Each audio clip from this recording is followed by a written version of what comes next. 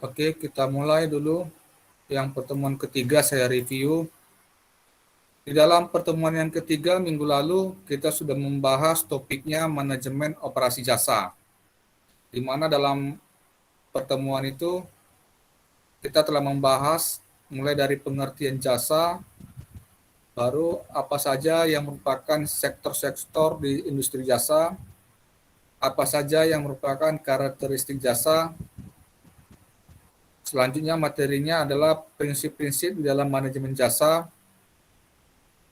faktor-faktor pendukung di dalam kesuksesan yang berkesinambungan dalam industri bisnis jasa, dan materi yang terakhir di dalam pembahasan yang minggu lalu yaitu isu-isu dalam manajemen pelayanan jasa. Di dalam pertemuan ini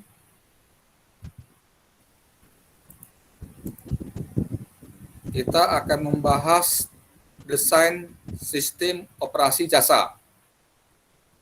Ada 7 materi secara khusus yang kita bahas. Materi yang pertama kita mulai dulu bagaimana memahami konsep dasar daripada layanan atau jasa. Materi yang kedua itu pengertian dari desain jasa. Materi yang ketiga, alasan untuk melakukan desain produk dan jasa. Materi yang keempat, hal-hal apa saja yang dilakukan dalam desain produk dan jasa. Materi yang kelima yaitu tujuan desain jasa. Materi yang keenam, tahapan proses dari desain jasa. Dan materi yang tujuh yaitu cetak biru jasa atau service blueprint. Kita mulai dulu dari yang pertama yaitu memahami konsep layanan jasa. Saya coba bacakan aja, nanti silakan Anda melihat dari materi kita. Saya ngutip dari buku Johnston tahun 2012. Nanti bukunya apa, nanti lihat di referensi yang di bawahnya. Menuliskan bahwa konsep layanan merupakan cara penting untuk memahami sifat dari suatu layanan atau jasa, sehingga pelanggan tahu atas apa yang akan mereka dapatkan dari suatu layanan. Serta karyawan atau perusahaan dapat memahami layanan apa yang akan mereka berikan. Jadi pada dasarnya produsen atau perusahaan harus menentukan kira-kira jenis dan bentuk layanan apa yang akan mereka berikan. Lalu standar apa yang harus mereka tetapkan untuk mendukung kualitas layanan mereka. Dan begitu. Tentu itu dari standar operasionalnya, standar mutunya harus ditetapkan oleh perusahaan. Sehingga akhirnya nilai kepuasan yang diharapkan oleh pelanggan atau konsumen dari layanan atau jasa yang diberikan perusahaan dapat terpenuhi. Selain itu juga, konsep layanan dapat digunakan untuk membantu dalam pengembangan layanan baru.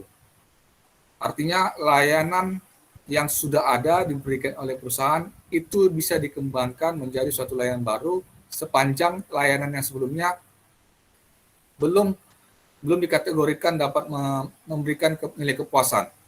Artinya harus ada perbaikan-perbaikan sehingga bisa menjadi suatu layanan baru. Konsep layanan merupakan sesuatu yang lebih emosional. Ada kata emosional, berarti pendekatan emosional antara karyawan dan pelanggan, serta bagaimana untuk membantu menciptakan bisnis. Pertemuan sebelumnya sudah kita bahas bahwasanya prinsip dasar dari manajemen jasa itu adalah bagaimana menciptakan persaingan bisnis. Persaingan bisnis dalam konteks memenangkan hati pelanggan. Dengan memenangkan hati pelanggan, tentu perusahaan layanan itu bisa diterima oleh konsumen, dan akhirnya konsumen bisa menggunakan layanan tersebut berulang-ulang. Tetapi ketika konsumen mengeluh, tidak merasa puas terhadap layanan perusahaan, tentu dia akan meninggalkan atau tidak menggunakan kembali layanan dari perusahaan tersebut. Itulah konsep daripada layanan.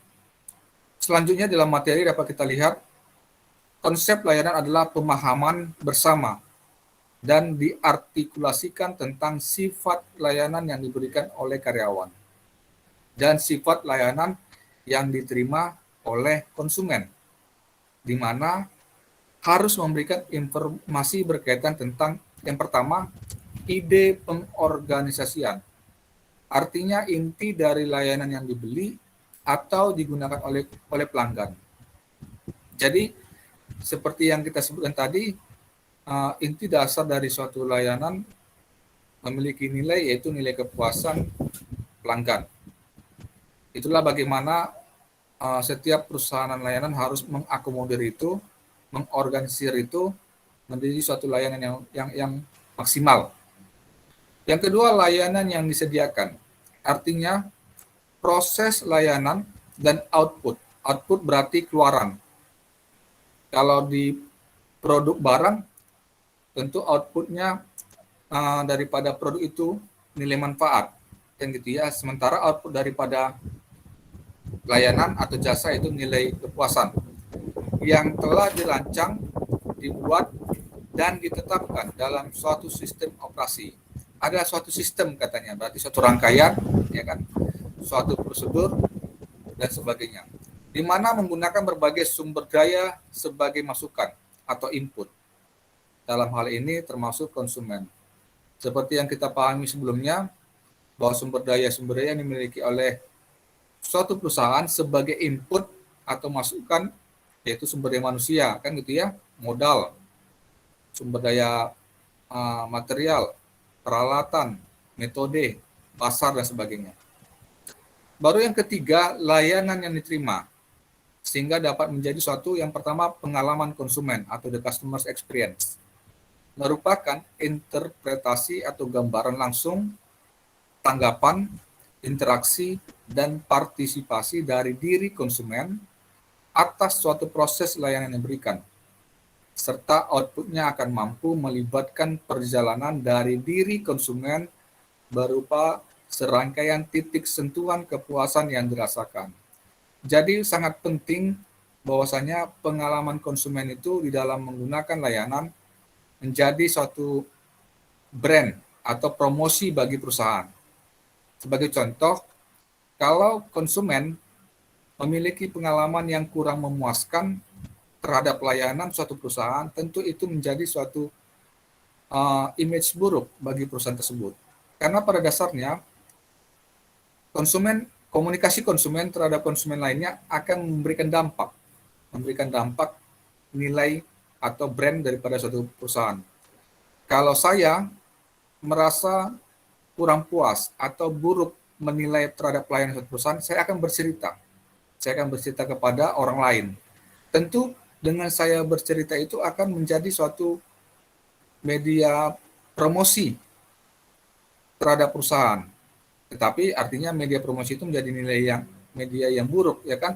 Tetapi ketika saya memiliki pengalaman yang baik, saya memiliki kepuasan terhadap layanan dari suatu perusahaan, saya akan bercerita kepada konsumen lainnya, kepada orang lainnya, bahwa layanan yang diberikan perusahaan itu sangat baik. Itulah dampak terhadap pengalaman konsumen. Jadi bagaimana supaya perusahaan bisa menciptakan nilai pengalaman konsumen yang baik. Oleh karena itu diberikanlah nilai kepuasan terhadap pelanggan sehingga pelanggan akan bercerita kepada orang lain. Promosi yang paling sangat penting atau promosi yang sangat cepat adalah dari mulut ke mulut, ya kan? Artinya dari satu konsumen kepada konsumen lainnya akan bercerita. Itu merupakan promosi yang sangat cepat. Yang kedua, layanan terima itu dapat mempengaruhi hasil layanan atau the service outcome. Merupakan hasil dari konsumen dari suatu proses layanan dan pengalaman konsumen dalam penggunaan produk layanan, nilai manfaat layanan, perasaan emosi selama menggunakan layanan, penilaian pelayanan, dan niat untuk menggunakan kembali layanan tersebut. Terkadang seorang konsumen bisa merasakan jengkel, ya kan, merasa bosan terhadap suatu layanan. Sehingga bagaimana perusahaan bisa menciptakan kenyamanan, keamanan di dalam memberikan layanan. Sama seperti yang sudah saya contohkan pada materi pertemuan sebelumnya, di dalam ruang praktek dokter, ya kan, ketika pasien sedang dalam waktu menunggu, daftar menunggu, bagaimana praktik dokter itu bisa memberikan fasilitas, membuat pasiennya merasa nyaman, tidak bosan menunggu, begitu ya. Itulah yang perlu harus diciptakan. Selanjutnya kita coba lihat pengertian desain jasa. Saya coba kembali mendefinisikan dari jasa mengacu pada tindakan, sesuatu yang dilakukan kepada atau untuk pelanggan. Dalam hal ini yaitu konteksnya klien, pasien, dan sebagainya. Jasa disediakan melalui sistem penyampaian jasa atau service delivery system yang mencakup fasilitas, proses, dan keterampilan yang dibutuhkan untuk menyediakan jasa. Tentu keterampilan ini berkaitan dengan keterampilan personal atau karyawan. Bagaimana karyawan itu bisa memberikan layanan yang maksimal, layanan prima.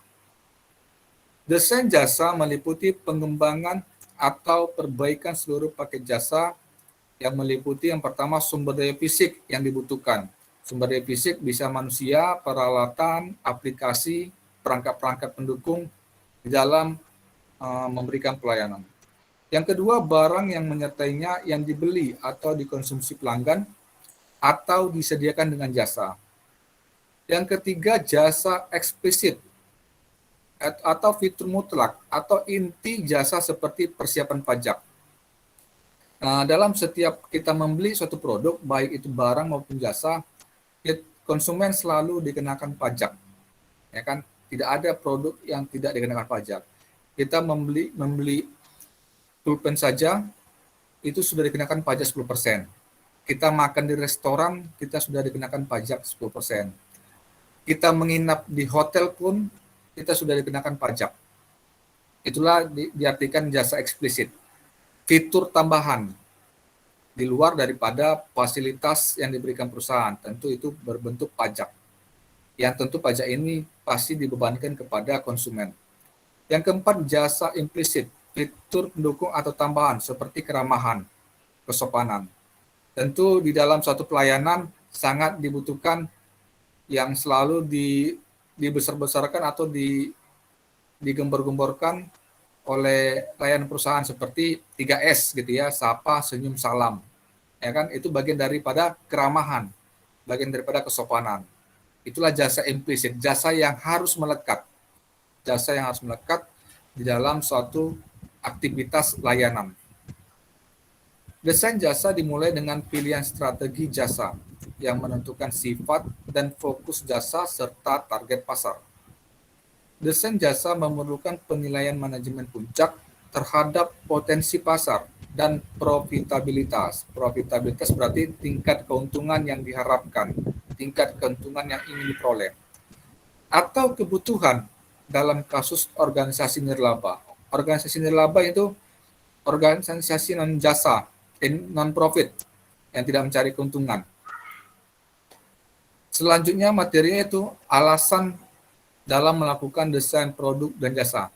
Dapat kita lihat di dalam materi, desain produk dan jasa biasanya memiliki implikasi strategis terhadap kesuksesan serta kesejahteraan organisasi. Artinya, di dalam kita mendesain suatu produk atau layanan, itu membutuhkan strategi-strategi untuk memasarkan, strategi untuk menjual. Bagaimana desain itu bisa diterima, desain itu bisa diminatin, desain itu dapat memberikan kepuasan kepada konsumen. Jadi perlu strategi-strategi, taktik-taktik, cara-cara. Dan akhirnya ketika strategi itu dibuat, akhirnya akan mendukung terhadap suatu kesuksesan dalam menjual produknya. Begitu ya. Kalau desainnya baik, tentu harapannya bisa memberikan layanan yang baik. Gitu ya. Kualitas pelayanan yang baik. Serta kesejahteraan organisasi. Dengan suksesnya dijual produk tersebut, tentu akan memperoleh tingkat keuntungan yang baik bagi perusahaan. Tentu akan berdampak kepada kesejahteraan karyawan. Dan gitu ya, kalau perusahaan maju, perusahaan untung banyak, yang sejahtera itu organisasinya atau perusahaannya. Yang sejahtera juga karyawannya. Sebaliknya, kalau perusahaan menurun keuntungannya, tentu tidak sejahtera lah perusahaan ataupun karyawannya. Di samping itu, desain produk dan jasa memiliki dampak terhadap aktivitas di masa depan. Organisasi terlibat dalam desain atau desain ulang produk dan jasa untuk berbagai alasan, yaitu adanya kekuatan akan peluang dan ancaman pasar. Ada kalanya ketika ada peluang-peluang yang baik, desain itu bisa didaur ulang. Ya, desain itu bisa dimodifikasi menjadi suatu desain yang lebih baik lagi. Tetapi ketika ada ancaman, ancaman sebagai suatu tantangan, persaingan di dalam pasar industri jasa, maka perusahaan harus berpikir ulang, harus mendesain ulang kembali produk yang mereka tawarkan.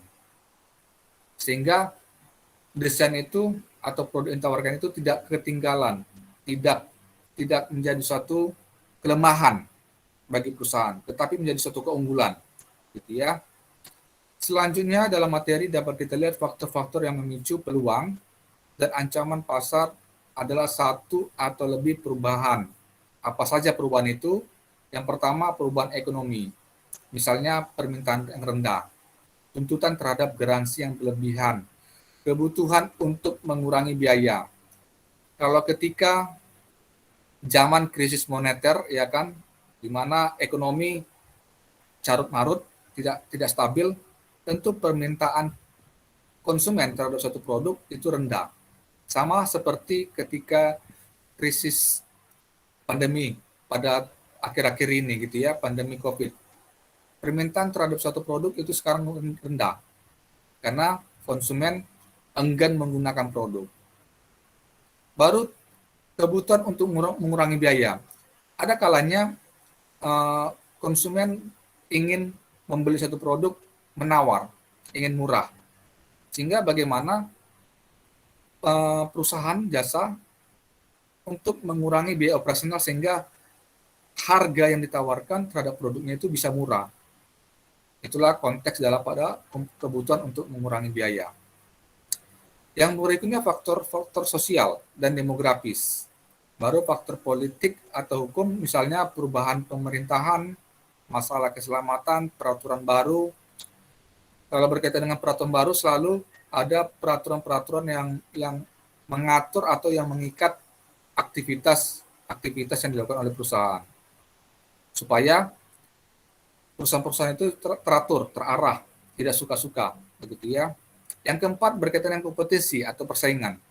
Misalnya produk atau jasa baru, produk atau jasa yang berubah, berkaitan dengan periklanan atau promosi baru. Tentu persaingan-persaingan ini menuntut setiap perusahaan untuk memikirkan atau memodifikasi atau melakukan diferensiasi produk. Yang faktor berikutnya adalah faktor biaya atau ketersediaan, misalnya bahan baku, komponen, dan tenaga kerja. Baru faktor teknologi. Perubahan-perubahan teknologi saat ini terus berkembang pesat, sehingga mau tidak mau, setiap perusahaan harus menyesuaikan diri, harus menggunakan teknologi yang sudah ada berkembang saat ini, terutama berkaitan dengan layanan. Begitu banyak sekarang produk-produk aplikasi layanan yang ditawarkan perusahaan-perusahaan penyedia jasa layanan. Materi yang berikutnya itu hal-hal yang dilakukan dalam desain produk dan jasa. Berbagai aktivitas dan tanggung jawab dari desain produk dan jasa mencakup hal seperti interaksi fungsional, yaitu yang pertama, menerjemahkan keinginan serta kebutuhan pelanggan ke dalam persyaratan produk dan jasa. Jadi perusahaan itu harus mampu menerjemahkan, harus mampu mendeskripsikan apa sih kebutuhan daripada pelanggan, ya kan? Apa yang diinginkan pelanggan, sehingga dengan diketahuinya kebutuhan pelanggan, maka perusahaan dengan mudah menetapkan atau mendesain atau merancang suatu layanan yang ingin diberikan. Dengan bisa merancang atau mendesain produk atau layanan, maka akan dengan mudah ditetapkan standar atau persyaratan produk. Baik itu standar prosesnya, standar kualitasnya, kan begitu ya. Yang kedua, menyaring produk dan jasa yang sudah ada. Yang ketiga, mengembangkan produk dan atau jasa baru. Yang keempat, merumuskan sasaran mutu. Memang inti dari suatu layanan adalah mutu atau kualitas. Jadi bagaimana standar yang harus ditetapkan perusahaan di dalam memberikan layanan. Yang kelima, merumuskan target biaya. Yang keenam, menciptakan serta menguji contoh produk dan jasa. Ketika produk sudah jadi, ketika jasa yang sudah dirancang, oleh karena itu langsung dilakukan uji coba. Apakah produk atau jasa yang ingin disampaikan tadi, ingin dijual tadi, layakkah dijual atau tidak? Maka perlu ada pengujian. Yang ketujuh, mendokumentasikan spesifik produk dan jasa. Mendokumentasikan ini dalam konteks bagaimana kita bisa mempromosikan secara luas. Sehingga produk atau jasa yang kita mau tawarkan atau yang mau kita jual tadi bisa terpublikasi, bisa tersampaikan, bisa disebarluaskan dengan baik sehingga konsumen bisa mengenal produk atau jasa yang akan kita tawarkan. Selanjutnya materi kita yaitu tujuan desain jasa. Fokus utama dari desain produk dan jasa adalah yang pertama kepuasan pelanggan. Oleh karena itu, pendesain sangat perlu untuk memahami apa yang diinginkan oleh pelanggan serta mendesain produk dan jasa sesuai dengan pemikiran tersebut. Sama seperti yang sudah saya sampaikan tadi, bahwasanya nilai inti dari suatu layanan adalah nilai kepuasan pelanggan. Jadi bagaimana perusahaan itu mendesain atau merancang layanannya bisa menciptakan kualitas layanan baik. Fokus utama desain produk dan jasa yang kedua yaitu fungsi, potensi biaya dan laba, mutu, penampilan, volume yang terduga, kemudahan produksi, kemudahan perakitan, serta kemudahan pemeliharaan atau pelayanan. Salah satu penting daripada mendesain produk jasa layanan itu yaitu kemudahan di dalam menggunakan. Sama seperti kalau kita membeli suatu handphone, ya kan, bagaimana kita dengan mudah menggunakan aplikasi-aplikasi yang di dalam handphone tadi. Sama seperti kita menggunakan berbagai perangkat layanan yang disajikan oleh layanan administrasi pemerintahan. Ketika kita dengan mudah menggunakan aplikasi tadi, maka kita merasa puas. Begitu ya. Selanjutnya materi kita itu tahapan proses desain jasa.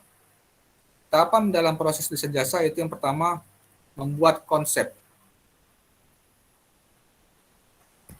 Membuat konsep yang terdiri dari yang pertama penciptaan ide, yang kedua penilaian keinginan atau kebutuhan pelanggan, yang ketiga penilaian potensi permintaan. Saya akan mencoba dari penciptaan ide. Suatu ide dapat berasal dari berbagai sumber. Yang pertama berbasis rantai pasokan. Artinya sumber ide yang berasal dari masukan para pelanggan, pemasok, penyalur dan karyawan, serta pegawai bagian pemeliharaan dan perbaikan dapat memberikan wawasan yang berharga.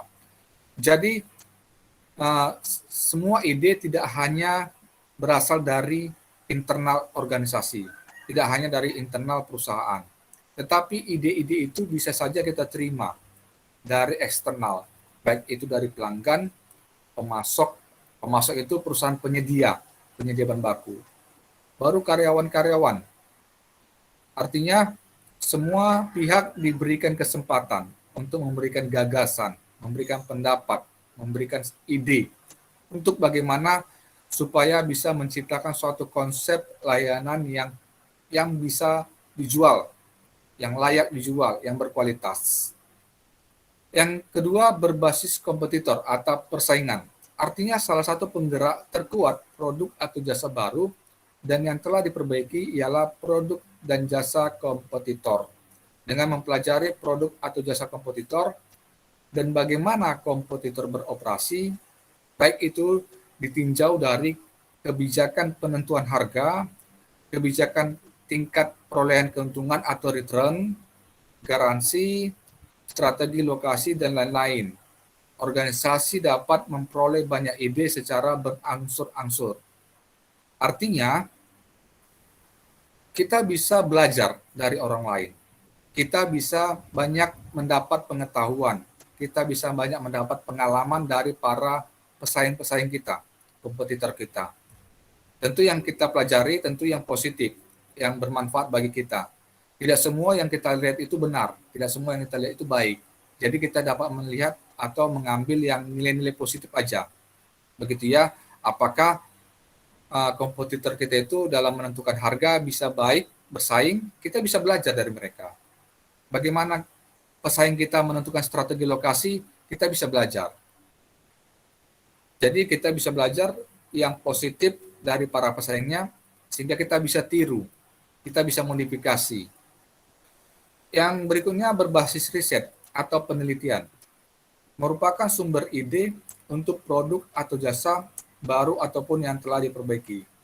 Penelitian dan pengembangan atau research and development adalah upaya terorganisir yang diarahkan untuk meningkatkan pengetahuan ilmiah atau inovasi produk. Upaya penelitian dan pengembangan dapat meliputi riset dasar, artinya memiliki tujuan untuk memajukan keadaan pengetahuan mengenai suatu subjek tanpa aplikasi komersial yang diharapkan dalam jangka pendek. Di dalam satu perusahaan, ada disebut dengan divisi atau Departemen Research and Development, R&D. Ya kan, selain dari divisi pemasaran, divisi keuangan, divisi produksi, divisi SDM, ada disebut dengan divisi R&D, Research and Development. Tugas mereka adalah melakukan penelitian dan berbagai pengembangan untuk kemajuan suatu produk, pengembangan produk-produk baru. Jadi sebelum mereka mengembangkan atau menciptakan suatu produk baru, perlu dilakukan penelitian, perlu dilakukan survei. Jadi dengan riset dasar ini contohnya perusahaan bisa melakukan survei-survei yang sederhana. Contoh memberikan kuesioner-kuesioner kepada konsumen, ya, kepada pelanggan. Di dalam kuesioner itu tentu disajikan berbagai pertanyaan, kira-kira produk apa yang dibutuhkan pelanggan, layanan seperti apa yang dibutuhkan pelanggan, kualitas seperti apa yang dibutuhkan pelanggan, sehingga dari jawaban itu bisa kita adopsi, bisa kita aplikasi, bisa kita tindak lanjutin menjadi suatu produk. Ya, itulah contoh daripada riset dasar. Selanjutnya riset terapan memiliki tujuan untuk mencapai aplikasi komersial. Riset terapan ini contohnya penelitian-penelitian yang membutuhkan waktu yang panjang, membutuhkan berbagai metode-metode penelitian, melibatkan berbagai pihak, ya, bisa dari pihak pelanggan, bisa dari pihak penyedia barang, kan begitu, bisa pihak konsultan dan sebagainya. Dan sangat banyak membutuhkan metode-metode penelitian yang sangat dibutuhkan untuk menentukan atau menghasilkan suatu hasil yang efektif. Lalu yang terakhir pengembangan, mengubah hasil riset terapan ke aplikasi komersial yang berguna. Jadi dari hasil penelitian terapan tadi kita tindak lanjutin, kita aplikasi menjadi suatu pengembangan dalam bentuk produk yang baru. Apakah itu produk yang baru atau pengembangan dari produk yang sudah ada. Gitu ya. Selanjutnya materinya tadi yang pertama kita sudah membahas penciptaan ide, kita masuk kepada penilaian keinginan kebutuhan pelanggan dan penilaian potensi permintaan. Ini bagian daripada bagaimana membuat suatu konsep. Penilaian keinginan atau kebutuhan pelanggan dan penilaian potensi permintaan dapat dilakukan melalui analisis kelayakan, di mana memerlukan analisis pasar, analisis ekonomi seperti pembiayaan pengembangan, biaya produksi, potensi laba. Analisis kelayakan perlu menjawab pertanyaan, apakah analisis kelayakan ini sesuai dengan misi? Analisis kelayakan memerlukan kolaborasi antara bagian pemasaran, bagian keuangan, bagian akuntansi, bagian produksi atau rekayasa dan operasional. Kalau di program studi manajemen ada dikenal dengan studi kelayakan bisnis. Ya, saya tidak tahu apakah mahasiswa sudah mempelajari studi kelayakan bisnisnya atau belum. Tetapi intinya di dalam analisis kelayakan atau studi kelayakan bisnis itu kita dapat menganalisis layakkah atau tidak dari suatu bisnis yang akan kita buka. Ada nggak progresnya, ada nggak prospek yang baik, usaha yang akan kita buat, usaha yang akan kita kembangkan. Tentu itu akan kita analisis atau kita tinjau dari analisis produknya, analisis pasarnya atau analisis konsumen, analisis ekonominya gitu ya, analisis lingkungannya dan sebagainya. Sehingga kita dapat ketahui layak atau tidak usaha yang kita mau kita dirikan atau produk yang mau kita kembangkan. Baru yang kedua, daripada yang tahapan proses desain jasa itu yang kedua itu mengidentifikasi komponen paket jasa yang dibutuhkan. Yang ketiga, menentukan spesifikasi kinerja. Dengan kita mengetahui spesifikasi kinerja, kita akan menentukan standar. Standar untuk mencapai kinerja. Standar apa itu? Yaitu standar proses, standar kinerja, dan standar kualitas. Gitu ya. Baru yang keempat, menerjemahkan spesifikasi kinerja ke spesifikasi desain jasa. Dengan kita sudah mendesain atau menerjemahkan spesifikasi kinerja yang dibuat dalam bentuk standar proses dan standar kualitas, tentu kita akan mengimplementasikan, tentu kita akan menindaklanjuti dalam bentuk desain jasa. Yang kelima, menerjemahkan spesifikasi desain jasa ke spesifikasi penyampaian jasa. Ini tentu sudah masuk kepada proses penyampaian. Dengan tadi kita sudah membuat desainnya, kita akan membuat spesifikasi atau standar pelayanannya, standar pelayanan penyampaian jasa tadi. Materi berikutnya itu cetak biru jasa atau service blueprint. Alat yang berguna untuk mengkonsepsikan sistem penyampaian jasa adalah cetak biru jasa, yang merupakan metode untuk menguraikan dan menganalisis proses jasa. Jadi pada intinya blueprint ini berisi tentang spesifikasi daripada produk yang akan kita tawarkan. Mulai dari isinya, manfaat atau kegunaannya, baru garansinya bagaimana, bentuk pelayanannya bagaimana, baru standar-standar prosesnya, standar-standar kualitasnya, standar yang orang-orang yang akan melakukan, itulah daripada isi blueprint cetak biru, seperti buku pedoman daripada suatu produk. Cetak biru atau jasa sama seperti gambar arsitektur, berarti seperti gambar mendeskripsikan isi daripada produk, tetapi bukan menunjukkan dimensi, bukan menunjukkan secara fisik, tetapi rangkaian daripada gambaran isi produk itu sendiri. Cetak biru menunjukkan pelanggan dasar dan tindakan jasa yang terdapat dalam operasional jasa. Tahapan utama dalam cetak biru jasa yaitu yang pertama menentukan batasan jasa dan memutuskan tingkat rincian yang dibutuhkan. Yang kedua, mengidentifikasi dan menentukan urutan pelanggan serta tindakan dan interaksi jasa. Yang ketiga, menentukan estimasi waktu untuk setiap tahapan proses serta variasi waktunya. Tentu ketika ditetapkan standar proses layanan akan dirinci berapa lama waktu yang dibutuhkan seorang pegawai, seorang karyawan menyelesaikan suatu layanan. Ada estimasi waktunya. Yang keempat tahapannya itu mengidentifikasi titik-titik kegagalan potensial dan mengembangkan rencana untuk mencegah atau memperkecilnya serta rencana untuk merespon kesalahan jasa. Tentu setiap produk baik barang maupun jasa memiliki kelemahan, ya kan, memiliki kelebihan. Ketika produk atau jasa itu memiliki kelemahan, bagaimana kita bisa mengantisipasi kelemahan itu menjadi suatu keunggulan? Dengan cara kita cepat mengidentifikasi berbagai kelemahan-kelemahan sehingga tidak terlalu lama kelemahan itu melekat di produk yang kita berikan. Inilah referensi yang saya gunakan dari buku Johnson dan Stephenson untuk melengkapi materi yang telah saya sampaikan. Saya rasa itu saja yang bisa saya sampaikan. Pembahasan singkatnya, tentu untuk lebih lanjut bisa kita buka ruang diskusi. Saya berikan waktu kepada kita untuk berdiskusi.